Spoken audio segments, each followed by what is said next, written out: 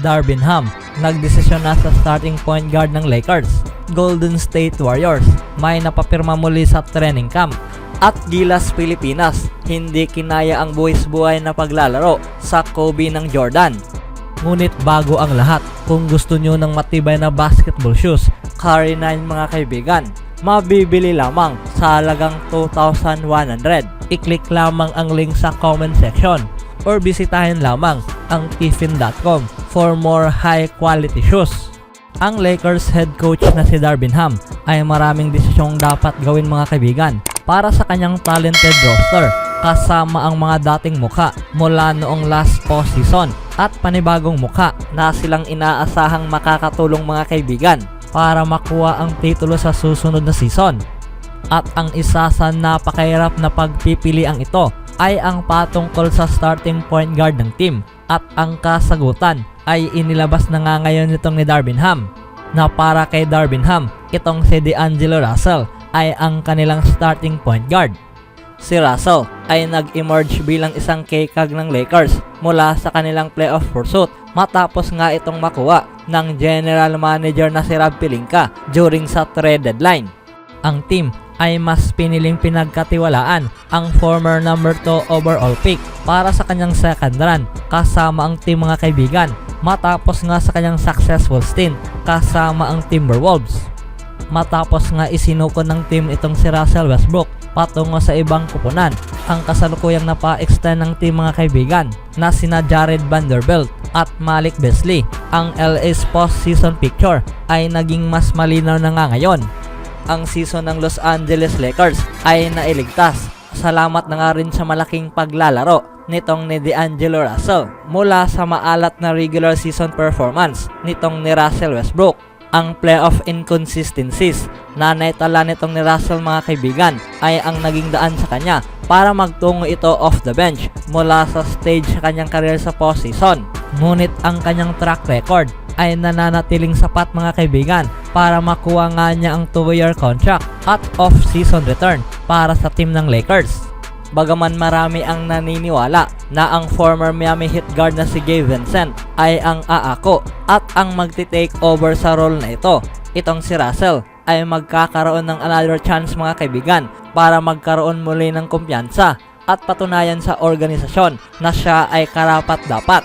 Ang elite shooter at gifted passer ay magkakaroon muli ng pagkakataon sa team kasama sa backcourt sina Austin Reeves sa likod sa Lakers superstar duo.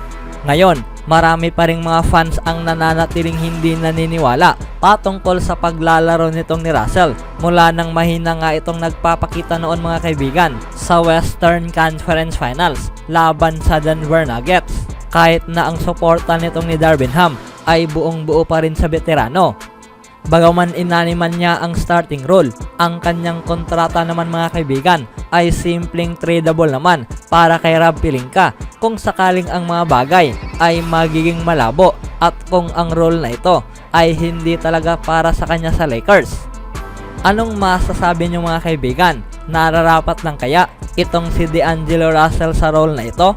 Sa kabilang banda naman, ang Golden State Warriors ay nagkaroon muli ng major question patungo sa pagbubukas ng 2023 to 24 NBA season. At ito ay kung ano nga ba ang kanilang plano dito kay Chris Paul. Si Paul ay kailanman hindi nagmula off the bench mga kaibigan mula sa kanyang buong NBA career at ang Warriors ay ilalagay ito alinman sa ilagay ito sa starter at gamitin ang potential small ball lineup or ilagay ito off the bench mga kaibigan para simulan ang more traditional lineup. Sa kasong ito, ang Warriors ay mayroon pa ring ilang roster question patungo sa training camp na siyang masisimulan ilang araw lamang ang makakalipas. Ngayon, ang Warriors muli mga kaibigan ay dumagdag muli ng tao sa kanilang training camp roster at pinapirma ang former University of Memphis standout na si Kendrick Davis para sa training camp contract. Ang kontrata nitong ni Kendrick Davis ay isang exhibit 10-day contract lamang mga kaibigan at siya ay makikipag-compete sa two-way spot para sa Warriors roster. Ang Warriors ay kasalukuyan ng napagmay-ari ang dalawa sa kanilang tatlong available two-way contract slots mga kaibigan na siyang nakuha nitong ni Lester Quinones at Osman Garuba. Kung sakaling ang kontrata nitong ni Davis ay hindi mag-convert mga kaibigan patungo sa two-way deal, siya ay babagsak at maglalaro para sa Santa Cruz Warriors sa G-League affiliate. Itong si Davis ay naging undrafted noong 2023 NBA draft at naglaro sa NBA Summer League sa Las Vegas at Sacramento kasama ang Warriors.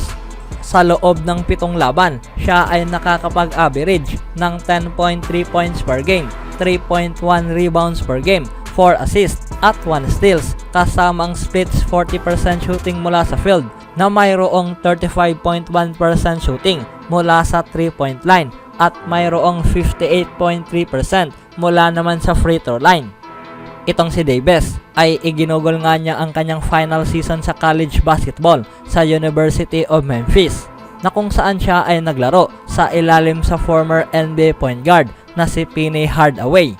Siya ay nagkaroon ng strong at solid showing sa G-League Elite Camp na ito na naging daan sa kanya para maimbitahan mga kaibigan sa NBA Draft Combine.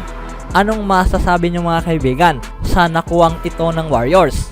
Usapang Gilas Pilipinas naman, marami ang naniniwala na itong si Rondy Hollis Jefferson ay dapat sanang naglaro ngayon sa NBA, lalong-lalo na sa kanyang recent showing mga kaibigan sa FIBA Basketball World Cup.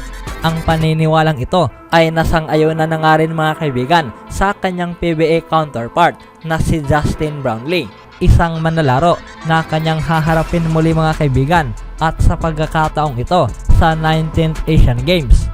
Si Hollis Jefferson at Justin Brownlee ay gaganapin ang panibagong matchup mga kaibigan sa araw na ito, isang buwan matapos nga nagharap ang isa't isa sa PBA Governors Cup Finals. At sa series na ito, itong si Hollis Jefferson at ang TNT mga kaibigan ay na-overcame ang Barangay Ginebra at itong si Brownlee ay nakuha nga niya ang kanyang first finals defeat simula nang naglaro nga ito sa PBA bilang naging import, na para kay Brownlee, siya ay incredible player at siya ay sinabi ito sa isang tao na walang nga raw itong ibang nakikita kung bakit hindi nga raw ito naglalaro sa NBA ngayon, kasama ang kanyang talento, kasama ang skill set na siyang natitiyak na dapat sana ngayong nasa NBA.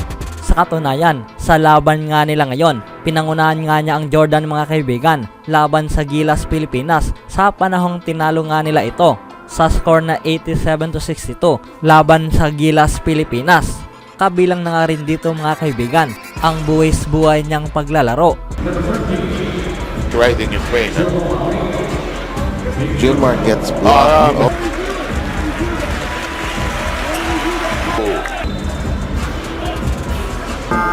Finds a way. Ano na lang no? Firm grip at work. Ubos yung energy natin dito. This is defended well by JB, but Sa labang ito, ang Gilas mga kaibigan ay nagkaroon ng 11 turnovers at nabigo mula sa kanilang pangatlong laban sa 19 Asian Games. Always do it on my own, so I gotta get through it. And the only thing I know is to love what I'm doing. Never give up, never slow, till I finally prove it. Never listen to the no's, I just wanna keep moving. Keep my head up when I act, head up, that's a fact. Never looking back, I'ma keep myself on track.